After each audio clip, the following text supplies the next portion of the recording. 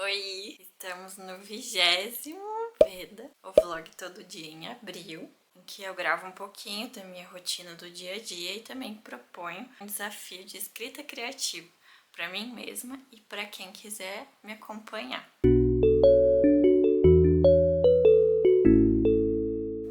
Tô aproveitando essa luz quentinha do pôr do sol, porque hoje tá frio. Tá parecendo um daqueles dias de inverno com muito frio, com muito sol, sabe? Sendo que ontem tava calor. Hoje, infelizmente, eu tô com muita dor de cabeça. Eu nem fui pra academia, fiquei em casa. Eu tava assim, dando tudo que eu tinha pra editar o vídeo que já foi pra vocês ontem. É um vídeo que eu faço uma resenha sem spoilers de um livro da Agatha Christie, Os Quatro Grandes, que eu não gostei. Ah, mas tem uma coisa que eu quero falar. Eu tô muito feliz porque esse mês eu tava agradecendo pelos 200 inscritos e agora a gente já passou de 300. Chegou muita gente nova no canal e eu tô muito feliz de alcançar mais pessoas, de perceber que o que eu faço é um bom trabalho, que agrada as pessoas. E eu realmente não tô respondendo todo mundo os comentários, porque eu tô muito cansada de gravar todo santo dia, editar todo dia. Então eu não tomei um tempo ainda pra sentar e responder cada um de vocês, mas eu prometo que eu vou fazer isso em algum momento. Só queria que vocês soubessem que eu tô muito grata, muito feliz, muito plena, porque eu ensaiei esse momento na minha vida de que eu ia tomar coragem para fazer um canal no YouTube muitas vezes na minha mente. E eu nunca tinha coragem. Eu achava que eu não era boa o suficiente, que eu não ia dar conta. Mas agora eu tô aqui, tô fazendo o que eu gosto. E se eu puder entreter alguém por uns minutinhos e a pessoa se sentir aconchegada pelos meus vídeos, isso é tudo pra mim. Então, muito obrigada de novo.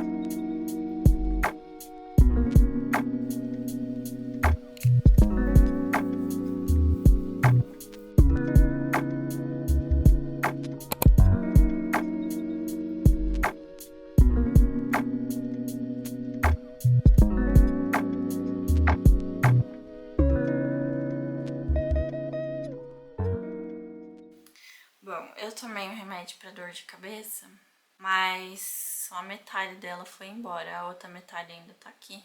Então eu pensei assim, o que eu vou gravar que seja alguma coisa tranquila pra minha cabeça, sabe? Pra eu não me esforçar muito. E eu tava com uma ideia há algum tempo de fazer um top 5 de manuás que eu gosto muito, gostei muito de ler. Alguns eu li recentemente, outros faz algum tempo. Eu até botei umas estrelinhas de fundo, gostaram? Pra quem não sabe o que é manhwa, é a versão coreana do mangá japonês, que é tipo aquelas histórias em quadrinhos, né? O mangá japonês geralmente é preto e branco, e o manhwa, eu acredito que também tenha preto e branco, mas a maioria deles é feito colorido, com uma arte assim, nossa, cada um mais lindo que o outro. Tem uns horrorosos também, né? Mas O tipo de manuá que eu gosto tem um padrão de histórias, assim, geralmente é uma história de época, princesas, reis, rainhas, duque, duquesa, e geralmente também tá dentro do gênero Isekai. O gênero Isekai significa reencarnação do personagem, então ele morre e renasce em outra vida, com outro corpo, outra história. Eu tô editando o vídeo agora e eu falei uma coisa meio errada, por causa que Isekai não é exatamente reencarnação. Porque reencarnar, e eu vou falar o vídeo inteiro a palavra reencarnar, porque é mais fácil de entender assim. Só que o significado mesmo da palavra é mundo diferente ou outro mundo, que a pessoa é transportada. E tem alguns manuais que falam transmigrar. Então, assim, não é bem reencarnar, é quase que literalmente possuir o corpo de outra pessoa em outro mundo. Mas vocês vão ver eu falando a todo momento reencarnar, porque, tipo assim, pra mim essa é a definição mais que faz sentido dentro da minha cabeça, sabe?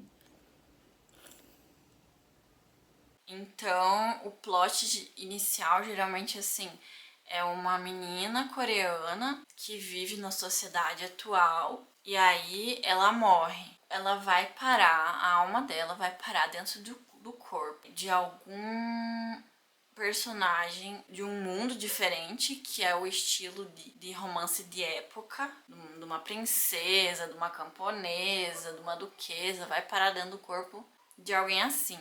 E na maioria das vezes, essa pessoa já sabe da história, da vida inteira dessa princesa, dessa duquesa, que ela ocupa o corpo.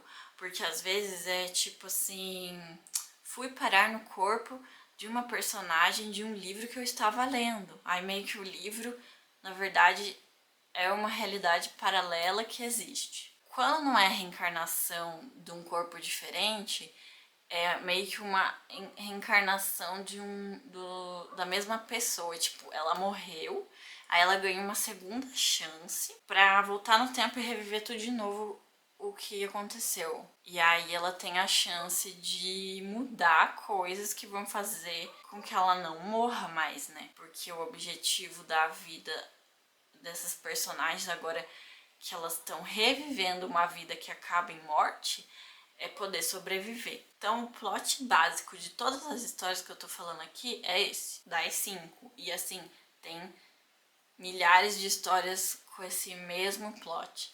O que muda daí vai ser a personagem, a ambição da personagem, daí o enredo principal e tudo mais. Mas então vamos para as recomendações. A primeira recomendação que eu tenho se chama The Villainess is a Marionette, que a vilã é uma marionete. Eu tô olhando pra cá porque eu tô com uma colinha pra eu lembrar dos nomes das personagens e da sinopse. Essa história conta sobre a vida da personagem Kayena. Kayena é uma princesa e irmã de um príncipe muito tirano e maluco, assim. Ela tem a vida prejudicada porque ela é uma princesa muito ingênua e vaidosa.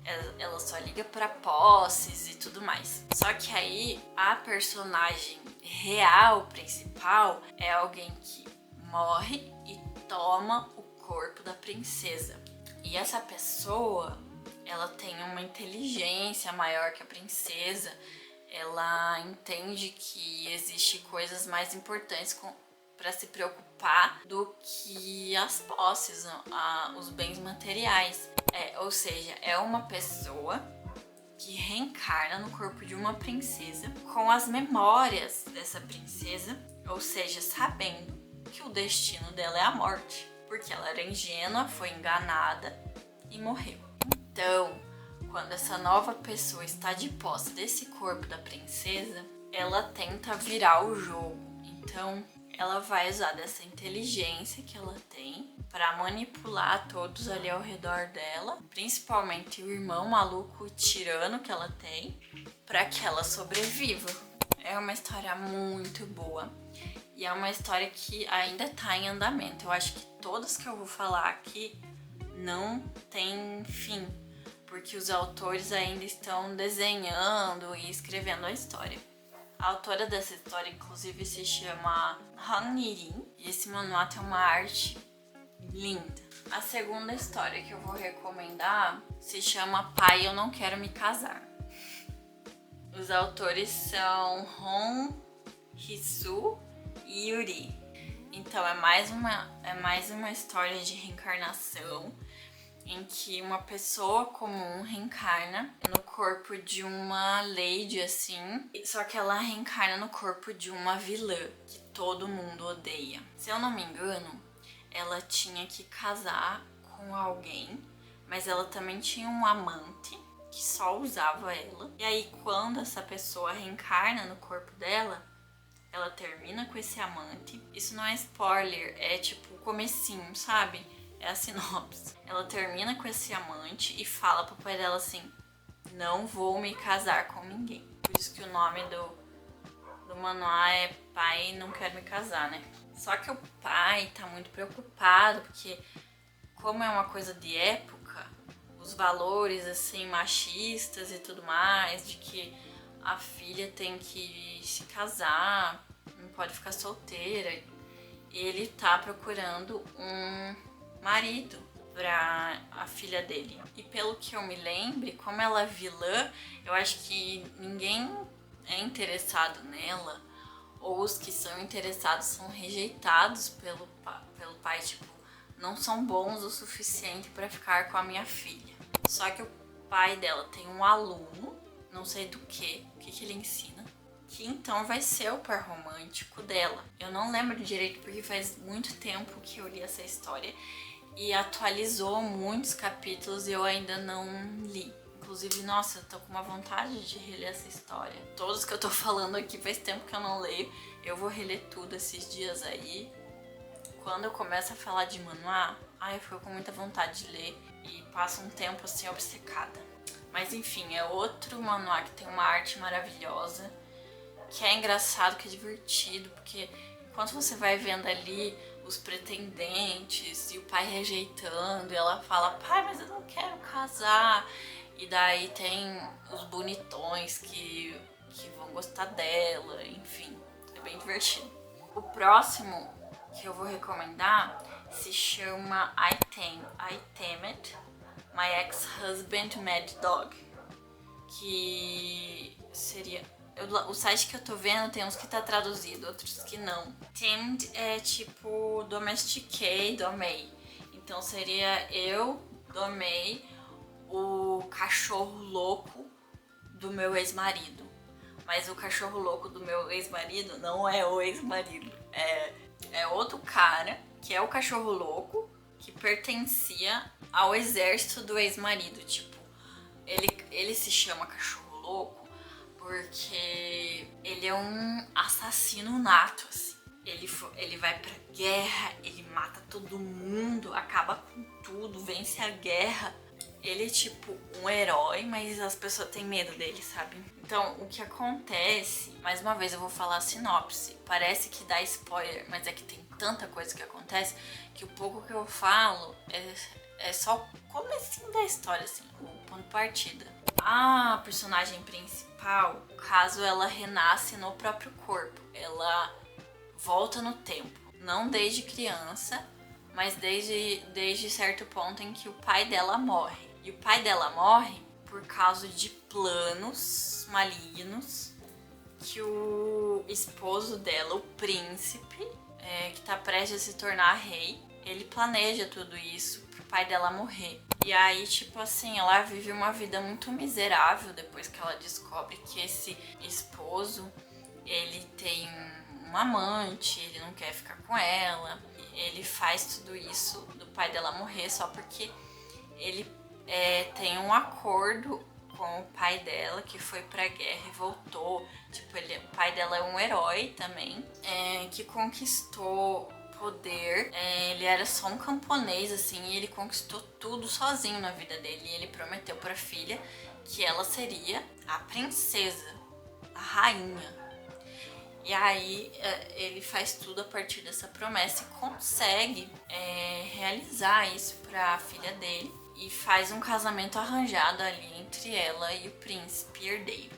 Só que acontece tudo isso, né, dele planejar a morte do pai dela, porque ele não queria ficar com ela. E ele é assim um doido, sem noção, ele não é inteligente não, ele é meio burro e tudo mais. E aí quando ela volta no tempo, ela esfaqueia a perna do príncipe herdeiro. E como é um crime imperdoável, a tentativa de homicídio da realeza, ela é expulsa, posta em exílio numa terra, tipo assim, ela era pra ela ser morta, mas o rei, pai desse príncipe maluco aí, o rei, ele tem uma dó dela, assim, e manda ela só pra um exílio em vez de matar ela de vez.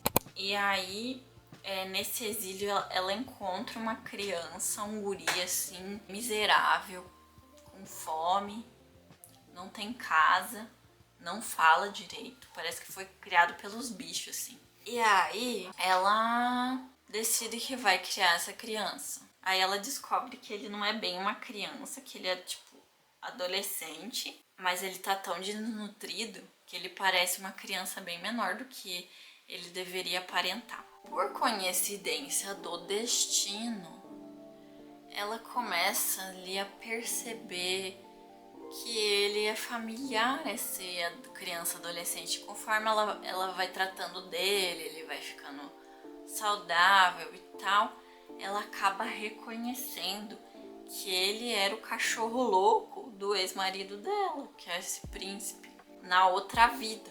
No caso, na vida em que ela morreu, né? Tipo, antes de voltar no tempo. O que tinha acontecido antes era que não tinha sido ela a encontrar esse menino sem casa na floresta, tinha sido esse príncipe, ex-marido dela. Ele criou ele pra ser tipo o maioral do exército dele, porque ele viu que ele tinha potencial pra isso. Então, ao invés disso, ela vai usar ele pra vingança dela. Só que acontece que ele é obrigado a ir pra guerra. E ela fala assim, ó, você vai, mas você volta vivo, porque você vai me ajudar na minha vingança. E quando ele volta, anos depois, ele tá um gato maravilhoso.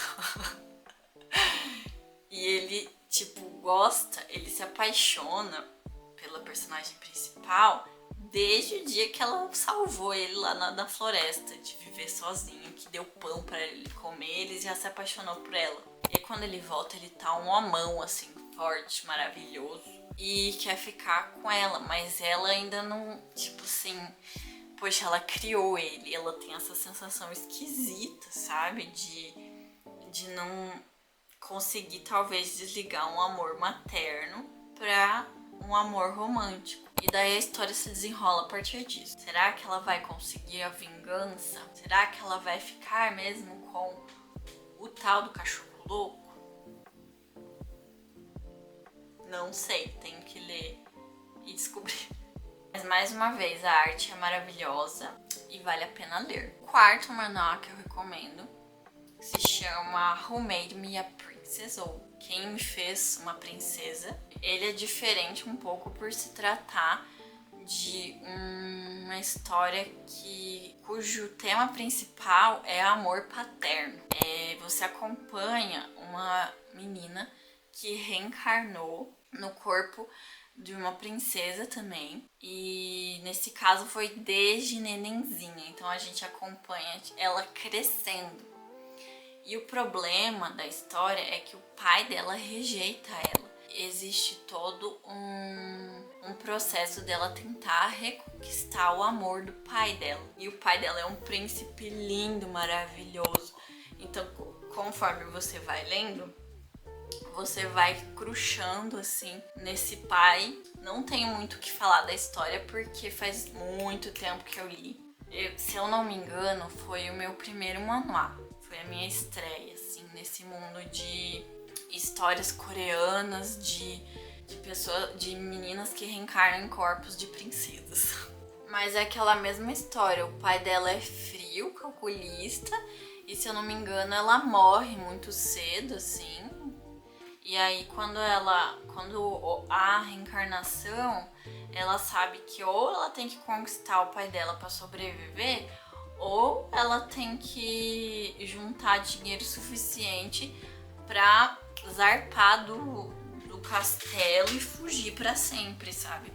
Para ninguém encontrar ela e ninguém matar ela. Mas é muito interessante ver, tipo, a transformação desse pai que é imperador, que é super lindo e frio e calculista, e aos poucos ela vai derretendo o gelo do coração dele, sabe? Eu acho que quando ela cresce, tem sim algum par romântico pra ela, mas no início da história, uma grande parte dela é sobre o amor paterno. E o último que eu quero recomendar é minha história favorita. Eu já falei em algum vídeo sobre essa história, mas assim, casualmente, não fiz nenhuma resenha nem nada.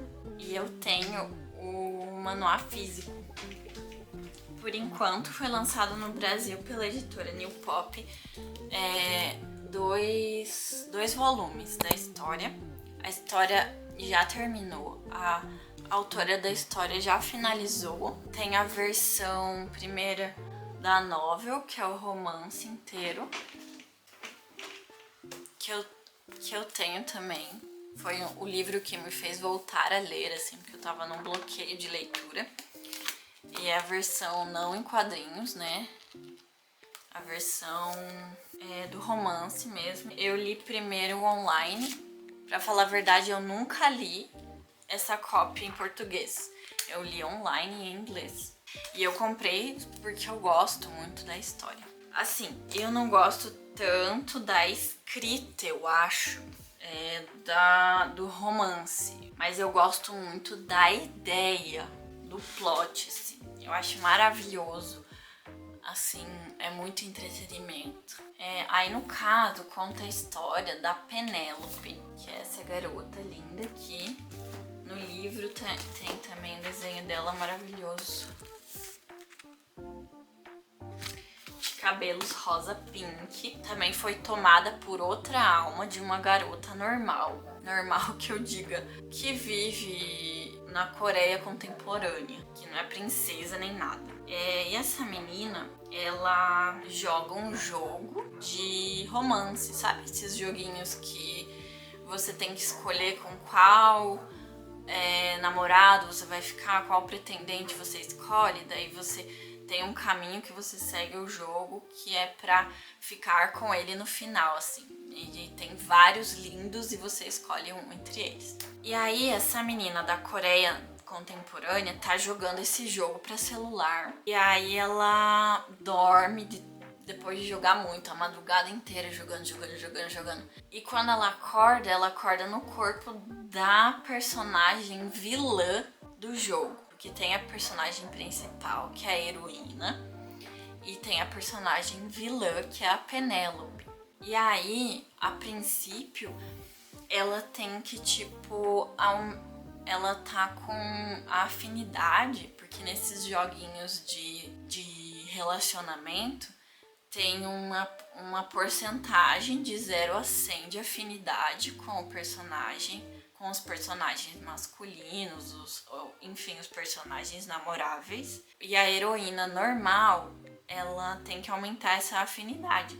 Mas a vilã tá com a afinidade no 0 ou negativa em relação aos personagens namoráveis. E aí ela tem que bolar um plano, de novo, para evitar a morte dela, porque na história a vilã morre de forma trágica. Então agora que ela tá reencarnada no corpo da Penélope, que é a vilã, ela tem que dar um jeito de não morrer. E ela pensa assim, eu preciso me aliar com algum dos personagens namoráveis, atingir um final feliz, e aí depois eu vivo a minha vida, porque preciso da proteção desse final feliz pra não morrer. Então ela decide qual personagem no fim ela vai focar pra atingir essa afinidade no nível 100. Ela encontra um personagem assim, define o personagem mais fácil de conseguir esse objetivo pra ela.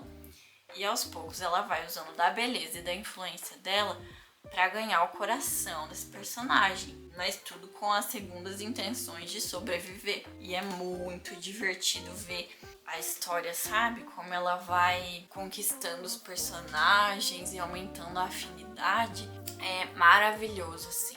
Como eu disse, um entretenimento, assim, puro. Eu quero muito ler até o final, porque até hoje eu não cheguei no final dessa história, apesar de ela estar finalizada. E é outro manhwa que tem uma arte linda. É uma arte mais diferenciada. Eu acho que tem um estilo muito diferente dos outros. Porque às vezes segue um padrão, assim, de arte, né? Que os autores percebem que é o padrão que as pessoas gostam. Mas esse tem um padrão diferente, assim. Eu acho que os cabelos são mais, tipo, pontudos, a cara mais pontudinha, assim. Tudo é bastante angular, mas na composição geral é muito bonito, muito bem feito. Enfim, essas foram as minhas recomendações. Eu acho que se você ainda não entrou neste mundo dos manhwas, eu recomendo demais, é muito viciante. Assim que você lê uma história, você quer ler outra e outra e outra e outra. O ruim é que a maioria delas agora não estão finalizadas ainda, são histórias em andamento, porque realmente é difícil, né, administrar arte escrita e postar com uma frequência, mas assim, tem uma infinidade de histórias para você ler enquanto espera a sua favorita atualizar. Além das minhas recomendações, é claro, em todo o Veda eu realizo um desafio de escrita, né? Que eu tô me desafiando a escrever por 30 dias durante esse mês todo. E eu já pensei num tema pra hoje, que é o seguinte: apresente um personagem de uma forma que não seja óbvia. Eu acho que o personagem, com certeza, é a grande estrela de uma boa escrita, de um bom livro. Um bom personagem faz uma boa história. E eu queria incluir, então, essa prática de escrita que inclui apresentar um personagem. Às vezes, a primeira aparição de um personagem numa obra é muito impactante, ou é misteriosa, ou é simples e fofa, enfim. Às vezes, a primeira impressão é a que fica realmente. Eu fui uma leitora de fanfic muito assídua, muito obcecada. Eu lia na minha época de ensino médio e de faculdade, eu lia fanfic quase todo dia. Tava lá fielmente acompanhando um monte de fanfic. E as fanfics que eu lia, a maioria era de BTS. Mas eu lia de um tudo, assim, sabe? O que tava aparecendo ali eu tava lendo. Eu gostava muito de acompanhar o que as adolescentes, o que as garotas estavam escrevendo. Às vezes eu me decepcionava muito com a escrita que eu via. Eu encontrava muitas histórias bem escritas, mas ao mesmo tempo também encontrava muitas histórias que não sabiam como apresentar situações e personagens tão bem assim. E o que mais me decepcionava era quando eu começava a ler uma história cujo início era tipo: oi, eu me chamo Elizabeth, tenho 19 anos e estudo artes plásticas em Milão. Nasci no Brasil, mas estou fazendo um intercâmbio. Sou engraçada, divertida, um pouco teimosa e amo gatos. Aí, tipo assim, não tem, assim, profundidade nenhuma, né? Apresentar um personagem assim é perder a oportunidade de fazer uma apresentação impactante, né? Enfim, a intenção do desafio de hoje é praticar esse momento de apresentar um personagem de uma forma, então, que não seja óbvia, que não seja jorrando informações sobre ele, assim, uma depois da outra, um ponto depois do outro. Às vezes, uma ação do personagem vai dizer muito mais sobre ele do que uma fala ou do que uma narração óbvia. Então é isso que eu quero praticar hoje.